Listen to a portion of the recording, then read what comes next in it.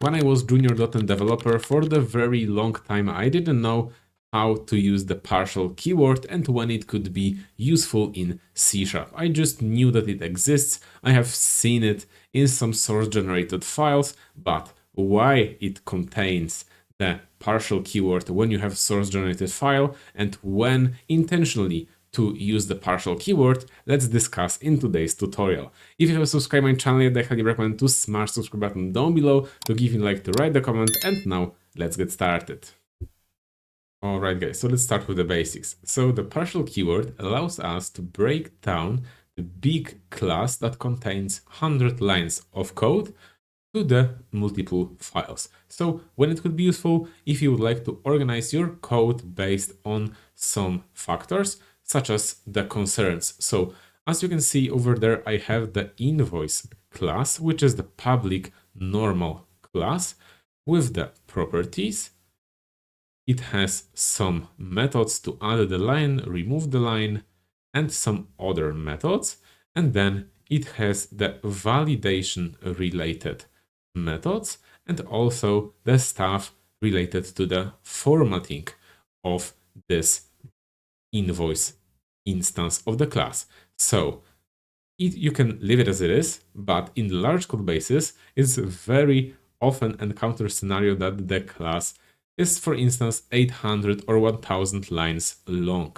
So then the partial will allow us to create multiple files based on the concerns. It can avoid also the conflicts with your team members. So each team member can focus on some separate concern, for instance, on the validation, on the formatting, and then on the pull request, you don't have the merge conflicts. So let's start with breaking down this invoice class to the multiple files. So the rule is simple, so you need to use the same access modifier and then the partial keyword in all of the files that relates to this specific class. So in my case, this is the invoice. So I will put the partial keyword over there, and I would like to separate this invoice class to 3 files. So the main invoice file. Then I would like to take this isValid method, and this has all party details to the separate file, and it will be called invoice.validation.cs. So I will create it.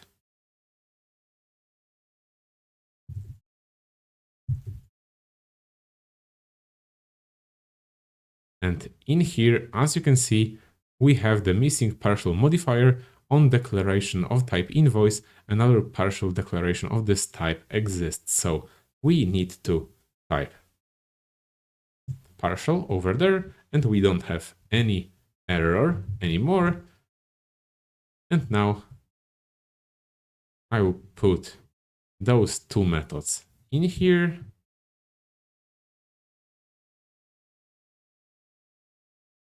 And now we have the error that this type invoice already defines a member called isValid with the same parameter types. So now I'll remove those methods from the main invoice.cs file.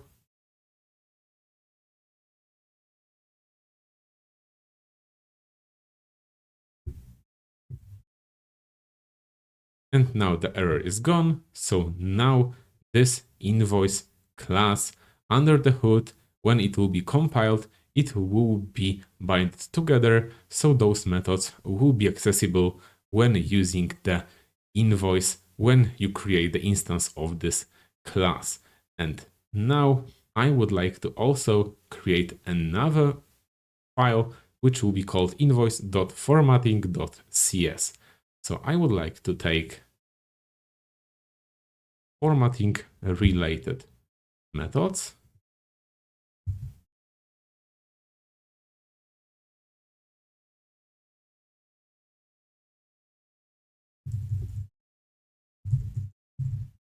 Invoice.formatting.cs.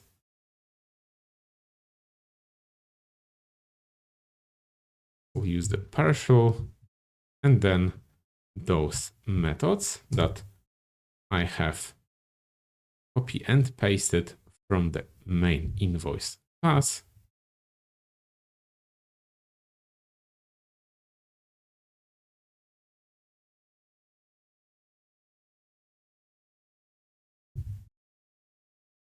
I have opened the sharplab.io to see what exactly will be generated at compile time from the three partial classes that we have created.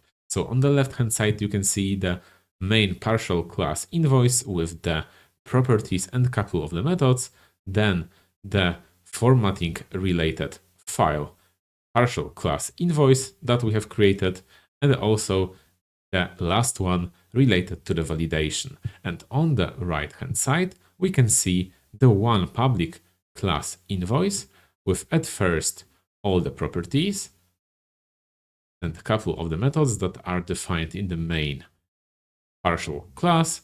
Then we have toString and toSummary string, which is related to the second partial class related to the formatting. And then at the end, we have also the isValid method present, which is located in the last invoice.validation.cs file. So as you can see, at compile time, everything will be squeezed down to the only one public class called invoice.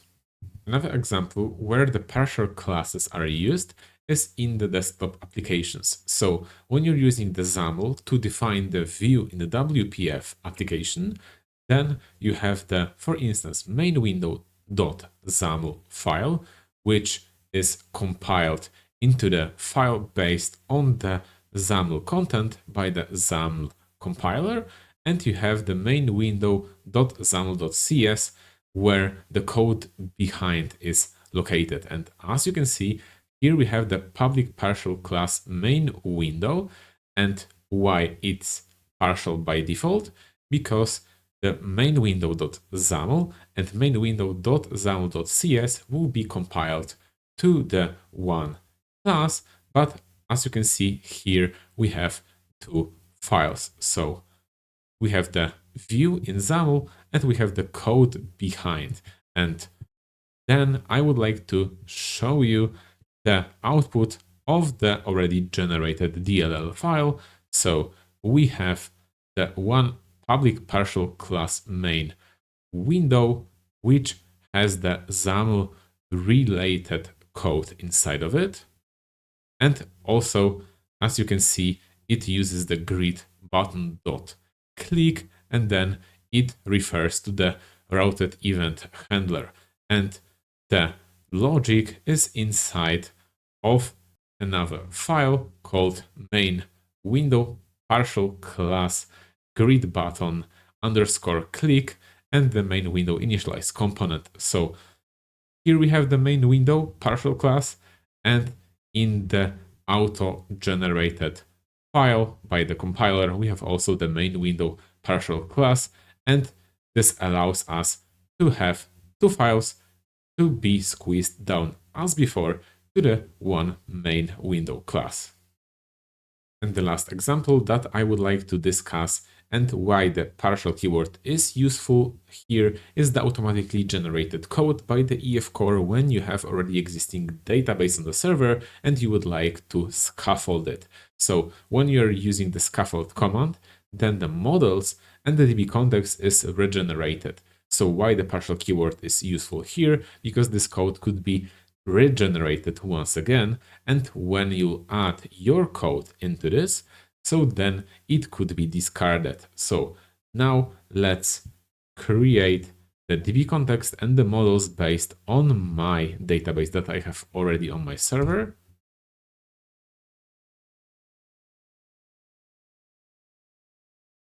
And as you can see, the pagination demo context was created with the partial keyword over there by default, and as well the post as the only one entity that I have on my database side. So I have only one table called posts, and as you can see, it was automatically generated. So over there, the partial keyword allows us to create some sort of the configuration or the method that you would like to use, but using partial keyword, you create your own pagination demo context in this specific case, and you put your all own code there instead of using the automatically generated code. So then it can prevent of your code being discarded once the code will be regenerated once again by using the db context scaffold command. Alright guys, so now just a summary. So partial keyword allows us to create multiple files and refer to the same class when you use the partial keyword. When it's useful, when you have the large code base and you have, for instance, the class that has multiple lines of code and you would like to separate it by some specific factor like the concern of validation, some business rules, and you would like to not have 800 lines of code, but rather to keep your code more organized. When you're using the source generated code, such as we have done in today's tutorial, so scaffolding DB context based on the database on the server, then when it's generated, then it could be once again regenerated and your code could be discarded. So the partial keyword allows us just to create another file, which then will be combined at the compile time. So DB context can have two files. Or in the desktop applications, of course, XAML code and the XAML.cs file, it's combined together to have the output of the view and the code behind. If it was helpful for you, then don't forget to click subscribe button down below, to give me a like, to write a comment, and see you in the next tutorial.